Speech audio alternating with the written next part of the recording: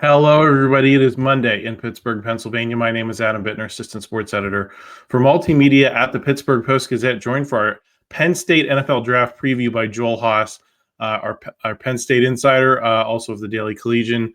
We're going to be talking about Abdul Carter, Tyler Warren. Where are they going to go? Probably in the first round of the NFL Draft. We'll also get into some of the other names, the other hopefuls Penn State has, Kevin Winston Jr., Kobe King. We get into a little Jaylen Reed. What can they hope for maybe on days 2 and 3 of the draft? Then we'll maybe get into some spring and transfer portal headlines.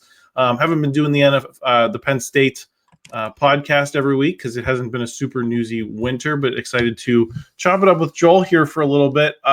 Joel, let's start with Abdul Carter. And here's my question for you. Is he the best player in this draft, regardless of other considerations? I think a lot of people think Cam Ward is going to go number 1 because he's the best quarterback in the draft. And that's just how these things tend to go unless you're, not very good. But we saw Cam Ward have a great season, put up great stats. Travis Hunter's obviously in this mix as well, the Heisman Trophy winner, a great two-way player. But to me, I look at Abdul Carter and say pound for pound, he's the guy who is the best player at his one position that I think you can expect to be the most dominant quickly. Travis Hunter, I think he'll be good, and he'll certainly be unique if he's playing both ways. But I said this a lot about him in college. Nothing he did on either side of the ball really blew me away.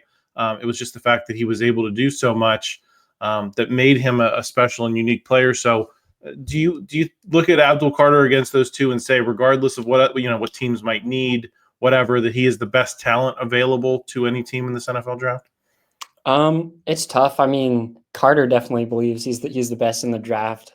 He's been very vocal about that on social media and during interviews and things like that. I think I would definitely have Carter above Cam Ward just in terms of like most talented prospects in the draft. I think Travis Hunter is probably the only guy who could maybe make an argument there. But like you said, I mean, he's probably top 10, 15 at both corner and wide receiver, but I don't think he's, top 2 or 3 at either. So it's kind of an interesting situation there. And I think he plans on playing both positions in the NFL, but I think part of it just depends on what the pro teams want to do with him, how they want to use him. So I think it would be between those two. I would probably lean Abdul there just because like you said, I think he's just better at defensive end than Hunter is at, either corner or receiver. So I do think Carter probably gets the nod there. Yeah, I can certainly see the argument for Hunter, especially if you're a team that's got a lot of holes and you have a guy who can potentially, adequately fill 2 of them or be a good player at both positions. But I'm not sure Travis Hunter is going to be this dominant force immediately as he gets into the NFL. And that's okay. Like, I don't think that means that he's not valuable and he wouldn't be worthy of going in the top 5 for that reason. But you're right. Just what we've seen from Abdul Carter, his ability to take over games, I think is special, and that's why I think it would be hard for any team to pass him up in this NFL draft. Joel, what do you think his best fit is in the top 5 of this draft? Is it going potentially to Cleveland, where you have Myles Garrett already, and maybe you don't have to be the star up front, and you can kind of work off Myles Garrett? Or is it going to an environment, with the Giants, with the Titans, with some of these other teams in the top 5, where you can kind of be the star and be the guy immediately?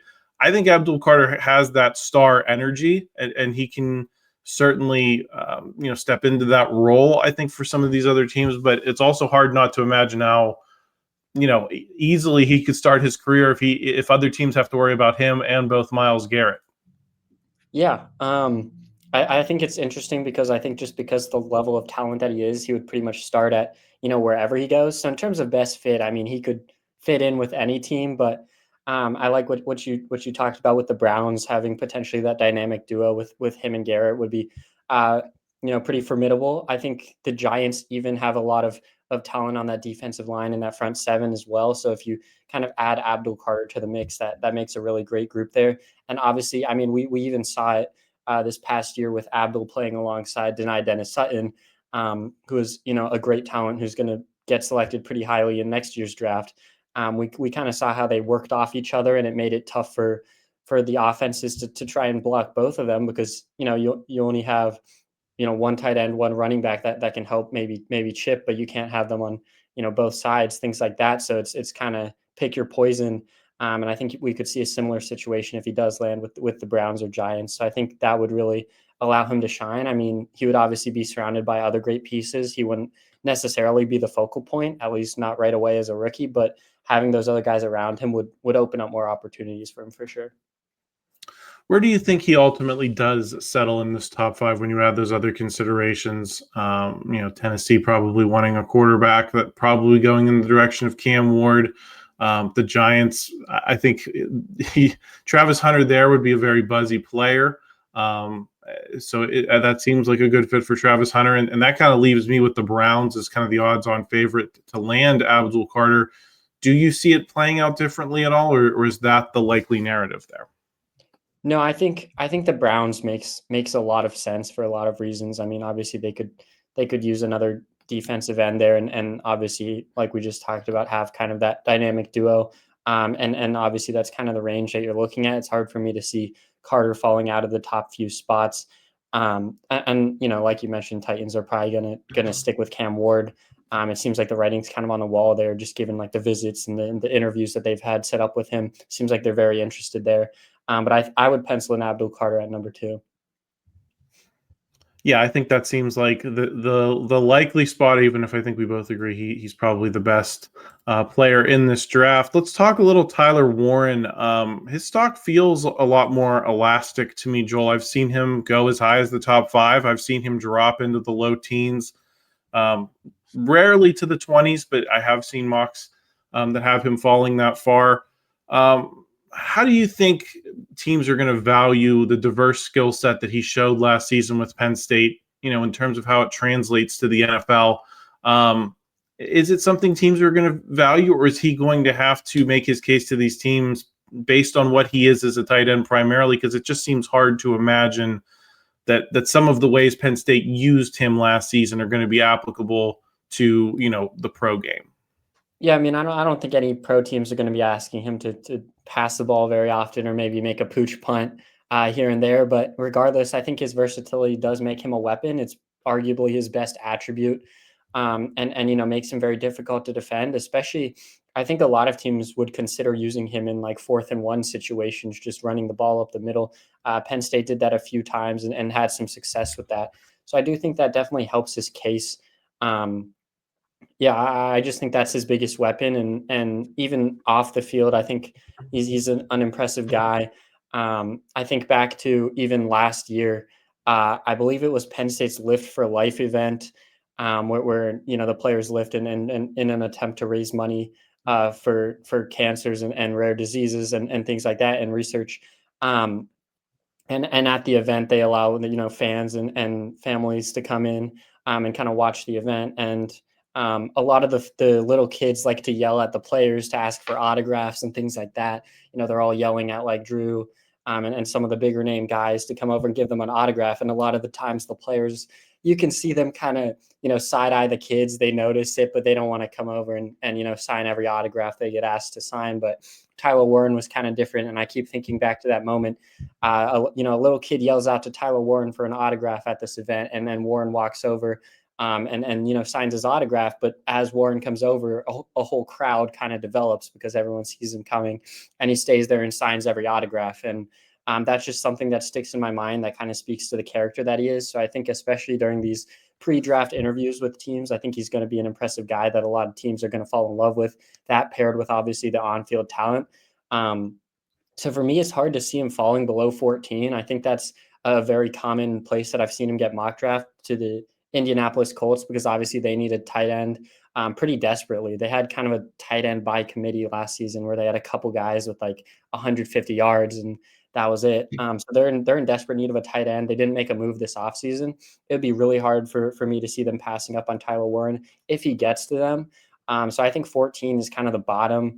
That's kind of the floor for where Tyler Warren could go if he's not already gone before that. Where do you think the best fit for him is? I think Indianapolis has a tradition with tight ends. You think of Dallas Clark. I also look at San Francisco at 11 and say, man, you could play next to George Kittle. Those would be two great weapons. And then as Kittle ages out, that seems like a place where Tyler Warren can kind of pick up that mantle immediately and keep that team strong at that position for many years to come. I think the Cowboys as well at 12, you wonder if maybe there's a fit there. I think they have Jake Ferguson, but still, those are places where tight ends have thrived, and it's easy to imagine Tyler Warren succeeding there. Do you think those are his best fits, or do you look in this top 10 and say New England at 4, Jacksonville at 5, Las Vegas at 6, the Jets at 7, Carolina at 8, New Orleans at 9, and Chicago at 10? Do you look at any of those teams and say he could go there and have success quickly? Yeah, I mean, you brought up the Niners. I think that would be an interesting situation to obviously sit behind Kittle for probably a year or two before taking over the reins, but that would potentially be a good situation for him. I don't know if he'd sit though, Joel. I think if you have George Kittle and him on the same team, I think Kyle Shanahan's the type of offensive mind that could figure out ways to use them both in interesting ways. We know, that's the home of Kyle Juszczyk. They've made use of him in a modern NFL where fullbacks, he made a career of it as a fullback in a league that has increasingly gotten rhythm. So I don't know that he would sit behind George Kittle. I think they'd both play. That's definitely a possibility. That would be interesting to see. And obviously that would be a great player to learn from. I feel like, I don't know, if I'm the 49ers, I think they probably have a more pressing needs that they would want to address now. They're kind of in this interesting spot where the Super Bowl window is kind of closing for them. Some would probably say that it's already closed, but I think if they're in win now mode, there might be some other positions that you want to look for versus, if they're kind of starting a rebuild, then maybe you go Tyler Warren and plan for the future and maybe make a run, a few years down the line. I think maybe the Panthers take a look. I don't know if they love what they have right now at tight end. And I think that's a place where Warren could make an immediate impact. But I think a lot of guys will take a look because he's such an intriguing prospect that, again, like you said, there's a pretty wide range of where he's been mocked. I think we've even seen him up in like the 6 or 7 range just because, he's such an intriguing prospect. All of these guys are going to take a look. I don't know, who's necessarily going to pull the trigger, but I think there are a lot of teams that would be interested in. And there are very few teams right now that, Tyler Warren would not be an upgrade over what they currently have. Joel, let's talk about some of the other guys that might go later in this draft. NFL Draft Buzz does a nice job of tracking schools, ranking their prospects, and they have KJ Winston is the 98th best prospect in this class. That would be like late day 2, early day 3 type of range for him. I guess my question for you is that fair? Was he hurt by the fact that he had that injury that cost him a good chunk of the season? If we get to see more KJ Winston this season, does he jump up draft boards, or is it a situation where, and we talk about this all the time with Minkah Fitzpatrick and the Steelers, that NFL teams just don't value the safety position, at least in terms of draft stock, like they do other positions. And that's why, even if you're a really great safety, it can be hard to go, in those early rounds. Yeah, the big thing to me with KJ was I was very surprised when he decided to declare for the draft. And I don't think his, draft status was ever in doubt in terms of getting drafted. He was always going to get drafted no matter what. But I thought he would come back just to kind of prove that he still, had the same ability that he did pre-injury. Obviously, an ACL is a pretty serious injury. Even if it was only a partial tear, that's still a significant blow. And we saw the impact that it had on his speed. Penn State Pro Day, he ran a 4.50, which is not necessarily horrible. We've seen safeties run slower than that and still get drafted and have success in the NFL. But he said during his interview after that he was in the 4.3 range before his injury.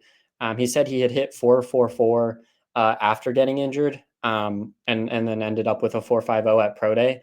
But it's just, that's a lot of time that he's losing there. Speed was obviously an important part of his game, and he was a very rangy safety, and he was able to travel to kind of all parts of the field. You wonder if that's going to, take a hit. And I think there are just a lot of question marks right now. There's a lot of uncertainty about, what his ability still is. People haven't really been able to see him, at all since that injury. Obviously, he ran the 40, but no one's seen him on an actual field playing since then. So it's really difficult to judge because he was obviously a great prospect, pre-injury, and you hate that, something like that can kind of derail his career the way that it has. But he was, a projected first round pick after his sophomore season because he had a great year. He didn't miss a single tackle in his career, and then, goes down obviously week 2. I mean, I think technically he got injured during practice leading up to week 2, tried to play, and then re-aggravated the injury against Bowling Green, had to leave in, I think, the second quarter of that game. But I think there are just so many question marks around him that, I mean, he could end up being a steal in this draft if he's able to kind of return to form as he recovers from this injury, because I don't think he's fully back yet. And he could end up being a steal, or he could just, never truly get back to that level that he was at, which would obviously be unfortunate. But it's a reality that NFL teams have to look at and consider. So he's kind of the wild card for Penn State in this draft. And I'll be really curious to see where he goes, because honestly, I have no idea. Let's get into Kobe King. He's another name that I was initially fairly surprised, decided to go out. But I thought he looked really slow against Notre Dame, got cooked a couple of times. And I don't know if that's the tape that I would have wanted to go into the NFL draft on, but he seems like he has some decent stock. Lance Zierlein of NFL.com has a round 4, round 5 grade on him, which that's solidly in the draft, Joel. You're not hoping to get picked at the very end, maybe be Mr. Irrelevant. If you go early, day 3, I think you've done fairly well for yourself if you're Kobe King. Did he end up making the right decision in the end? That's tough. I mean, he's obviously He's not going to get faster. He's not going to get faster. And if that's the biggest knock you have on him, to me, that's not something that's going to improve in a year. So if you can go in round 4 or round 5, is that going to change if you come back? I kind of think he's still going to be slow next year. Yeah, that's the thing. I mean, like you mentioned, he struggled in coverage. I think back even the Big Ten championship game as well was pretty bad for him. And I even saw recently that Will Howard, or not Will Howard, sorry, why am I blanking? Riley Leonard, with Notre Dame, did an interview with Gruden on for Barstool, and he even said, like, they went through the film from that game and they said they were targeting Kobe King. They were saying anytime they can get a wide receiver on Kobe King, he's throwing that ball no matter what. So Notre Dame literally, was made it their game plan to target Kobe King, and they were using motions and different things like that. If you go back and kind of watch the tape, where they were trying to isolate him on a receiver because they knew that was a weakness, that was a liability for Penn State. And you could even argue that it cost Penn State that game. Like you said, that's not necessarily something that he can improve in just 1 year. I mean, speed, to an extent, you can improve your speed, obviously, if you do a lot of sprints and kind of that explosive training in the weight room and things like that. But that's, again, to an extent. And a guy at Kobe's size, it's going to be hard to really improve your speed by too much, especially in a short time frame. I think he did help himself because he ran a 4.63 at Penn State Pro Day. I don't think he ran at the combine. I think he only ran at the pro day, but 4.63 is not bad for a linebacker. But you hear a lot of times where a guy runs a bad 40 time and you hear, well, his game speed is faster. He's faster when he's actually on the field. And I think for Kobe, it's almost the opposite, where he had this good 40 time, but I think his game speed is slower than that. And for me, I almost think back to Curtis Jacobs, not necessarily in terms of skill set, but just the way he was viewed heading into the draft, because I think Curtis Jacobs, I think that was just last year, was viewed as like a 5th round guy, 4th, 5th round guy, ends up going undrafted and landed in a decent spot with the Chiefs. And I think he's now with the Patriots. I think he's bounced around a little bit, but regardless, I mean, he was a guy who was firmly in the draft. And I remember I'm obviously watching the draft to see when the Penn State guys are going to go. And for a really long time, like the entire 6th and 7th round, Curtis Jacobs was number 1 on ESPN's best remaining rankings. And he's just sitting there and he's not moving. So I almost feel like Kobe could be in a similar situation where he drops farther than people think, just because that speed, that coverage ability it's such a liability that, you have to wonder if he's ever going to be able to start on an NFL team, because if opponents are able to identify that and just target that, it just might be too much. It might be too overwhelming. And I don't know if he'll be able to overcome that and kind of, earn a starting role in the pros. Yeah, you're probably hoping for an Landon Roberts type situation where you're a well-known run stuffer. You can use them in sub packages, or I mean, there's not a ton of teams like the Steelers that run the 3-4. Maybe the Steelers would find him useful in a later round.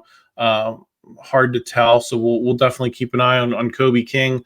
Another name I was a little surprised he was rated this low on NFL Draft Buzz was Jaylen Reed at 190.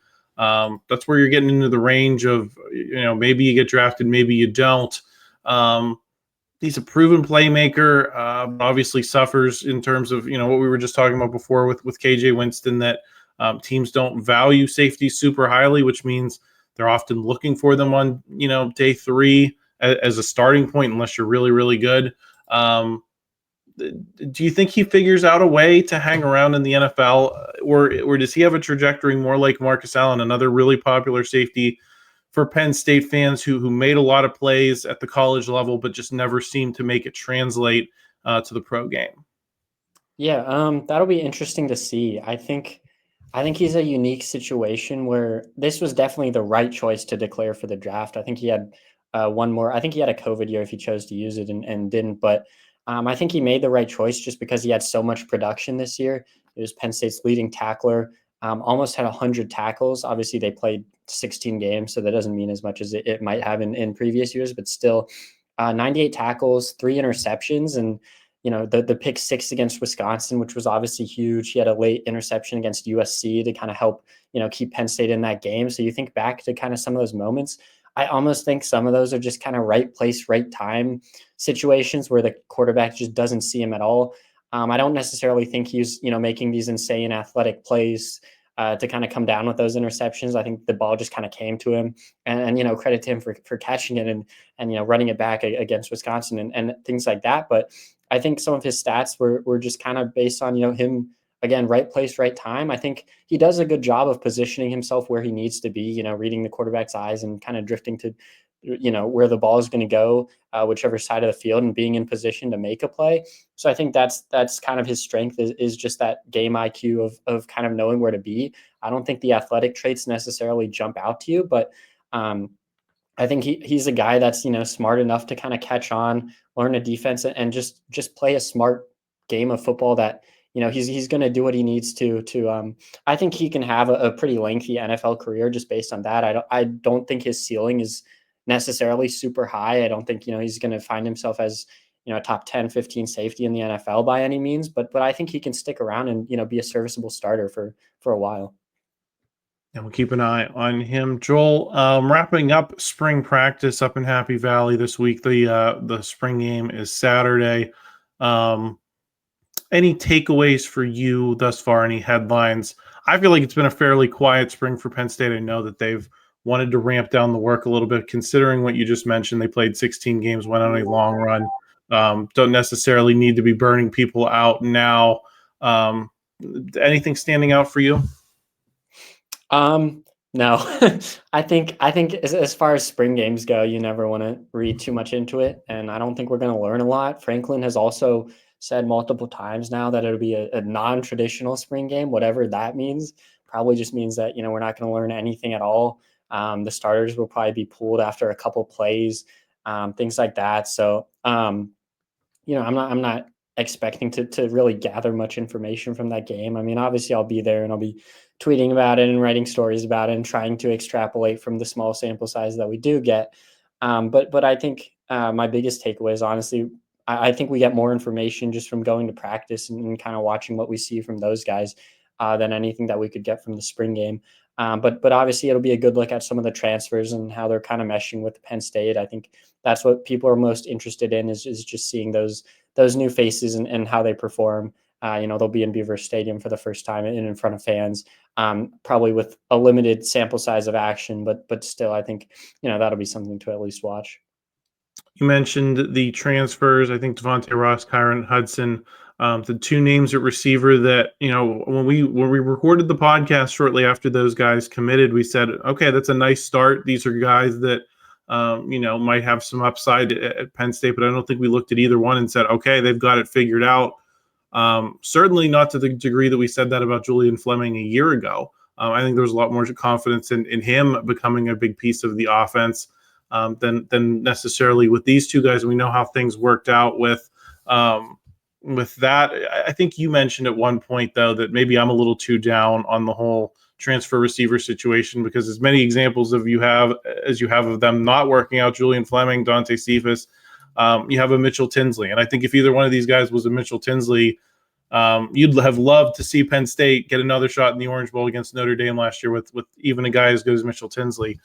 What's your read on these two, what you're hearing about them and their ability, if Penn State doesn't add to this room, to make things work in this offense next season?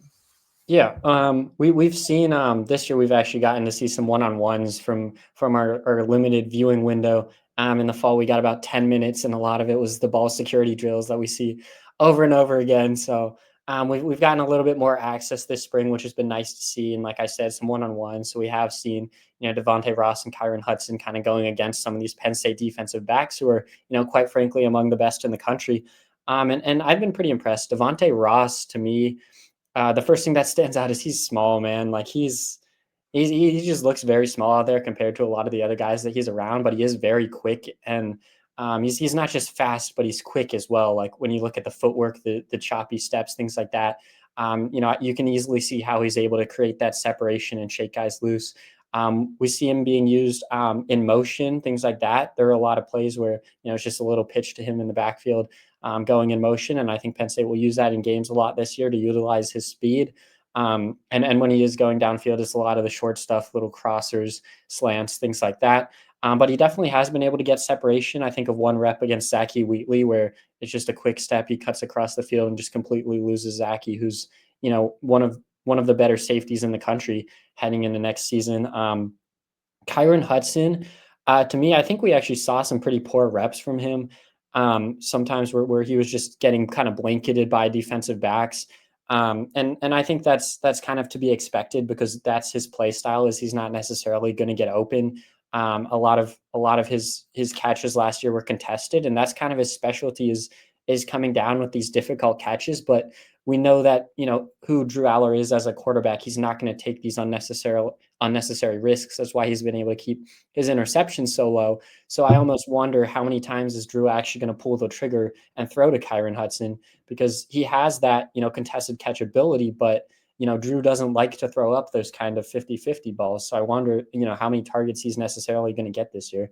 And the other part of this is I think Penn State is in the mix for Syracuse transfer Trevor Pena, who they had on campus last Friday. And he could factor in as well, because if they're able to bring him in, I think he's the wide receiver one. Yeah, that'll be interesting to see. It's not completely closed yet, but you got to deal with who they have at the moment. Any of the other receivers, the internal options, guys that didn't come in from the outside, any of them stick out to you? I know Tysier Denmark is a name that people have been excited about in the past. Caden Saunders is a name that I put him sometimes in the category of, are you sure this guy exists? Because we talk so much about him, but you see so little of him on game day. But the guys can mature. I know he was dealing with some injury situations. So do you have any hope that it's not just all in these transfers to make that receivers room work this season, that maybe Penn State's own internal guys can step up a little bit more than they did a year ago as well? At this point, I've kind of lost hope in that happening, to be quite honest. I think if Penn State does land Pena, and I think they're in a good spot for him, I think he would start in the slot, and you would have 3 transfer wide receivers starting. Which if that's how you got to do it, then that's how you got to do it. But you talked about Tysier Denmark. I do think he was pretty impressive from the reps that he saw. I don't know if he's quite ready to push for a starting role, but I think he'll see some sizable playing time this year.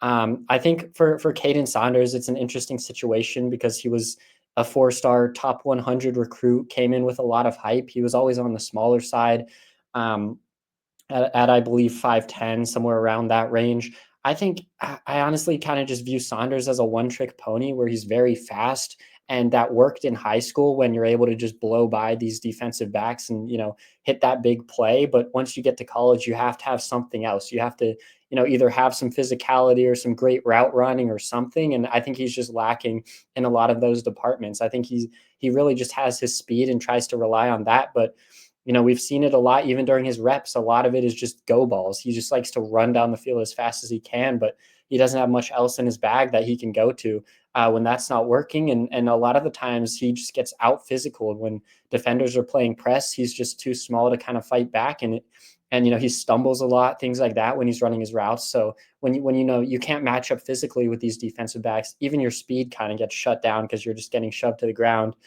and things like that. Another returner, Liam Clifford. I think Liam Clifford has struggled as well from what we've seen during these reps. I mean, you hate to talk bad about a guy who's going to spend his whole career at Penn State. His brother, spent 6 years here, and he's a Penn State guy through and through, and has been great with us whenever we get to talk to him at interviews, things like that. He's certainly a nice guy, but at the end of the day, I mean, you need more production from someone who's, I believe, entering his 5th year now at Penn State as a wide receiver. And what we've seen at practice is more of the same, where he's just, slower, almost lumbering, kind of reminds you of a tight end, the way he runs. Not a lot of separation. I think the only time we did see him get any separation was a clear push off on Colin Dinkins was kind of the one time I saw him get away from a defensive back during practice. But I don't think any of these returners have really impressed me too much. I think Tysier Denmark has maybe the highest ceiling out of all of them, though. Yeah, which is kind of unbelievable that this is still where we are talking about the receivers after the performance that they put forward. You would hope that they'd be able to develop some of their, because look, you can get transfers and this is the new world, and that's an availability. But Penn State has had a great tradition at wide receiver, and it's got to be so frustrating for James Franklin that has seemed to go south at exactly the moment that these teams seem the most dangerous. That Penn State is a national threat in a way. And I think people are looking at it as a legit team in ways they didn't in the past because of this college football playoff run this past season, because of the way they played, fairly well against Notre Dame before falling late. And so right when you're at the zenith of what he's been building toward for all this time, that's the one position that is just wholly inadequate. So certainly something we'll keep an eye on Saturday and then into fall practice. Joel, thanks for your coverage this season. I think this might be the last podcast we do. So appreciate you hopping on with me for so many weekdays and talking Penn State football. And we wish you well in your future endeavors. Thank you. It's been awesome. Everyone else, please stay tuned for our NFL draft coverage later in the week. Christopher Carter will be on the North Shore Drive. I believe we'll also have that video today, Monday. He'll be back Wednesday, and then Friday after the first round of the draft, I'll be back with Jason Mackey on Thursday, setting things up right before the first round, and then we will have our live stream down at Mike's Beer Bar on the North Shore Thursday and Friday night. Come down, get your steak on the stone, 300 local beers plus on tap. So check those out. If you can't do that, please subscribe to the channel. Please watch the show. We'll be talking about everything from a Steelers perspective. When you watch ESPN, they talk about all 32 teams. If you watch us, we'll be talking about things primarily through a Steelers lens. We'll be talking a little bit about the Pitt and Penn State prospects as well, though. So hit that subscribe button. Pop a like on this video if you enjoyed it. Help us out in the YouTube algorithm. We always appreciate that, and we'll talk to you again real soon.